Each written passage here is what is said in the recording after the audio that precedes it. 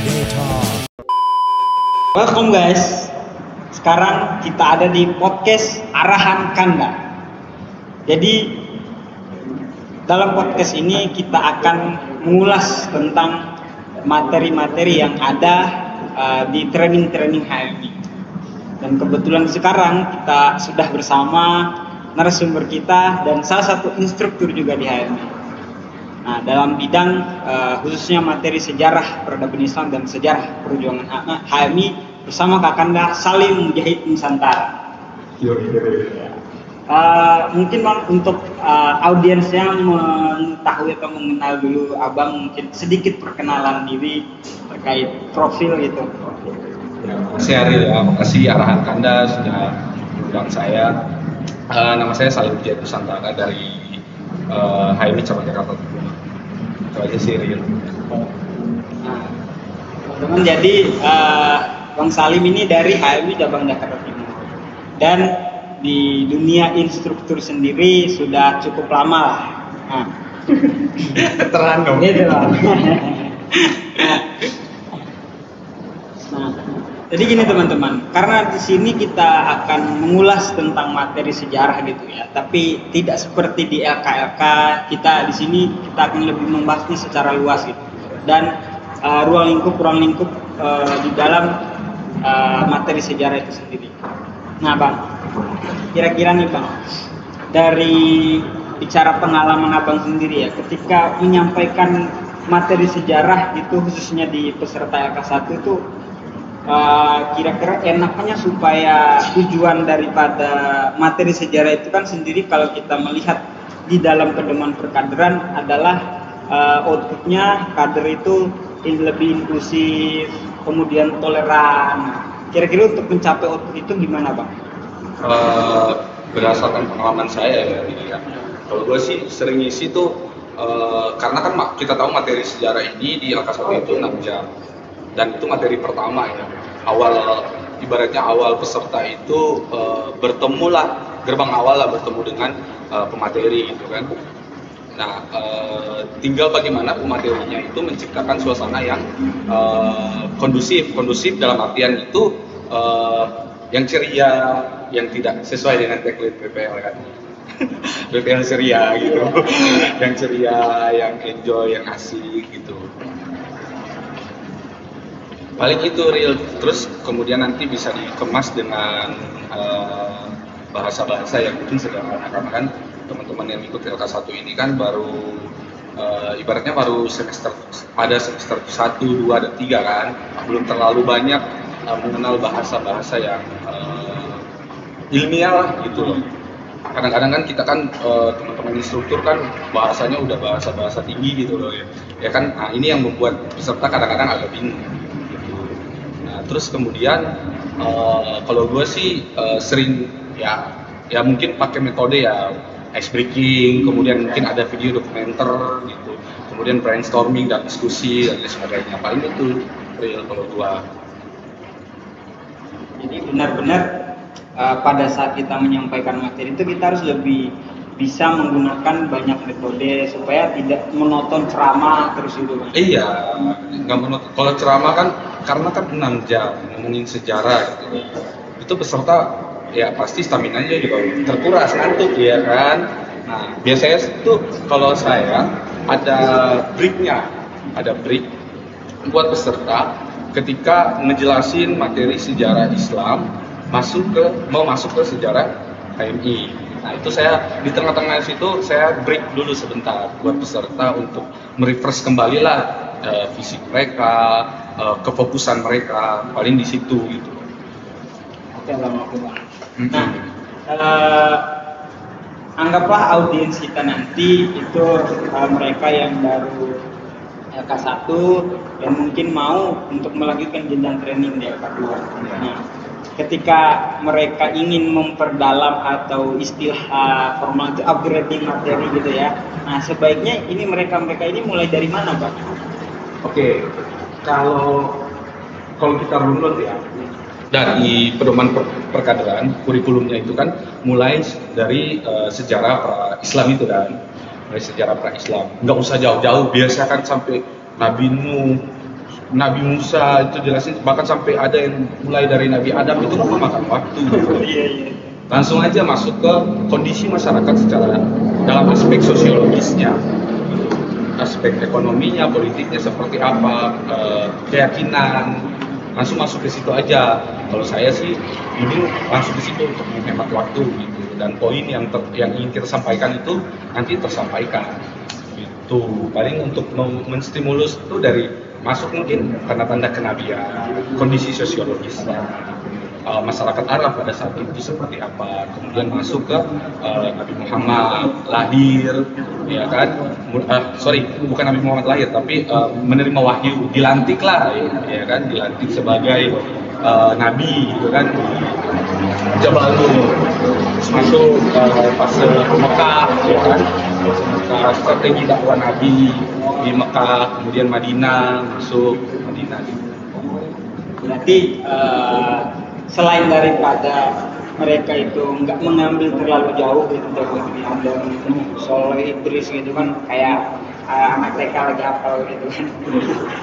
Nah, sebaiknya memang kita fokus ke bagaimana Arab pra-Islam dalam artian sebelum diutusnya atau dilantiknya Nabi Muhammad itu sendiri. Iya, karena begini, poin yang ingin kita sampaikan adalah bagaimana Nabi Muhammad ini menjadi exemplary center anak-anak HMI dalam berjuang, gitu, menjadi uswatun hasanah, contoh gitu, suri tauladan lah, bagaimana Nabi Muhammad berjuang, apa yang diperjuangkan, itu poinnya yang ingin kita kasih tahu ke peserta, khususnya LK1, apalagi kan di LK1 itu kan HMI khususnya itu kan doktrin organisasi, ya kan, beda dengan LK2. Kalau LK2 itu kan sifatnya pengayaan. Tuh. Dari hal-hal ini biasanya ketika saya pun gitu memberi materi sejarah peradaban Islam, nah kan yang menjadi pertanyaan itu gini Bang, kadang kita dihadapkan dengan kasus-kasus yang di PP itu materi itu 6 jam dan kita punya silabus itu yang sindikat kita itu 6 jam. Nah, tapi ada beberapa kasus itu kita disuruh isi materi itu cuma 2 jam. Nah, pertanyaannya gimana kita bisa merumuskan atau menghemat materi yang sejarah yang begitu banyak itu kan sampai 2 jam itu, tapi esensinya tetap dapat gitu peserta. Paling diringkas saja, jadi kalau semisal seperti itu kan, kondisinya diberikan waktu 2 jam, nanti apa yang mungkin belum tersampaikan nanti kan direview sama tim MOT, makanya butuh kerjasama. Makanya pemateri kita sebagai pemateri itu harus selalu berkoordinasi dengan master of training ketika kita mau masuk mengisi materi gitu ya. Kita harus berkoordinasi bagaimana kondisi peserta, latar belakang peserta, ya kan, nggak semua peserta itu kita tahu dari kampus Islam atau background pendidikan sebelum masuk kampus itu pesantren. Nah, kita harus tahu dulu seperti itu. Nah, setelah itu mungkin ketika kita ngisi materi, kita keluar ngobrol sama tim pengelolanya, master of trainingnya, ya apa aja yang kita sampaikan di dalam itu nanti dipenuhi, kemudian nanti kan ada follow up upgrading. Nah, mungkin bisa diisi apa-apa yang belum tersampaikan di materi sejarah peradaban Islam itu. SPI, bukan SPA. Kalau SPA? Jangan abang. Jadi abang dulu Dinda. Termeja Bang. Sering itu. Kalau sering sekali gitu ya. Terutama kalau materinya biasanya di awal-awal itu ada nama stadium general itu. Aduh, berat. Itu 99% SPA tuh. Nah, Kita dulu itu Dinda. Nah Bang, sebelum kita melangkah lebih jauh Bang, nah sebagai seorang yang membawakan materi sejarah, tentunya kita dituntut untuk mengetahui atau mempunyai wawasan yang cukup rigid, cukup lengkap lah terkait kesejarahan maupun Islam dan HMI itu sendiri. Nah, Abang sendiri memulai itu biasanya untuk memulai bacaan atau referensi terkait itu apa aja Bang? Ya, kalau gue sih dari awal memang tertarik khususnya sirah Nabawiyah. Baca aja tuh tentang sirah kuliah, kalau kita lihat di kurikulum silabus itu kan ada referensi buku-buku ya. Nah, kemudian di situ kan ada ya Sirah Nabawiyah, kemudian ada bukunya Sejarah Peradaban Islam Badriyatin, ya kan, Abu Salim Sitompul, Sejarah Perjuangan HMI, banyaklah referensi-referensi di sini. Kemudian saya berangkat waktu itu SC tahun 2017. Berangkat SC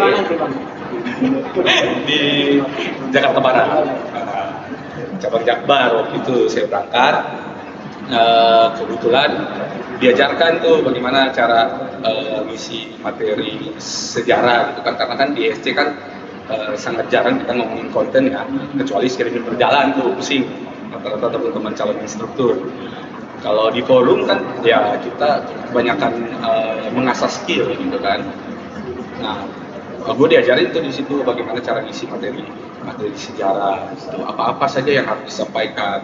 Kadang-kadang nih ya, kita itu sebagai pemateri nafsu gitu, maksudnya mau semua kita tuangkan.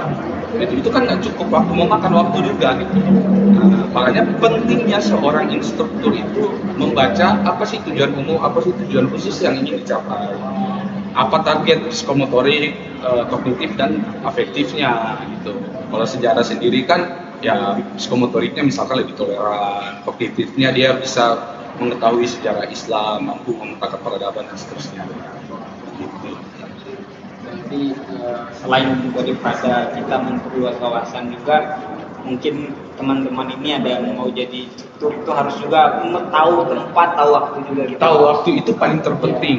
Kadang kita ngomongin sejarah peradaban Islam itu panjang, ketika sejarah HMI masuk sejarah HMI pendek, singkat banget gitu. Padahal kan harus ada kolerasi. Kenapa ditarik dari sejarah peradaban Islam dari masyarakat pra-Islam? Karena ada korelasi dengan perjuangan HMI kan. Menarik itu Pak, berbicara itu kan seakan-akan ketika kita membicarakan dual itu seakan-akan sesuatu yang berbeda. Ya. Padahal dalam pandangan gue sendiri justru fondasi atau landasan kita ber-HMI itu akan ditemukan di sejarah peradaban Islam sendiri. Nah, doktrinnya. Nah, kira-kira nih Bang, yang kita dapat sebut sebagai benang merah antara SPI ke SPH itu di bagian mananya Bang? Nah, ini menarik. Biasanya gue nariknya apa sih sebenarnya yang diperjuangkan oleh Nabi Muhammad, Khulafaur Rasyidin, kemudian masuk ke sahabat-sahabat, dinasti-dinasti sampai ke kondisi umat Islam dunia pada saat itu, sampai kondisi umat Islam yang ada di Indonesia. Gue mencoba untuk menarik kondisi aspek sosiologisnya dan nilai apa sebenarnya yang diperjuangkan oleh Nabi Muhammad itu dan dilanjutkan oleh generasi setelahnya, dan itu yang harus kader HMI embat gitu loh. Yang pertama itu kita ngikut landasan perkaderan. Di landasan ideologis itu ada nilai dasar Islam, ada social justice, keadilan sosial, ada social economical justice atau ekonomi, keadilan ekonomi, kemudian kesetaraan, equality, dan persaudaraan Islam, persaudaraan universal atau universal brotherhood. Nah, itu yang gue tarik, nilai itu yang gue mencoba untuk mengkolerasikan dengan kondisi di mana tahun 47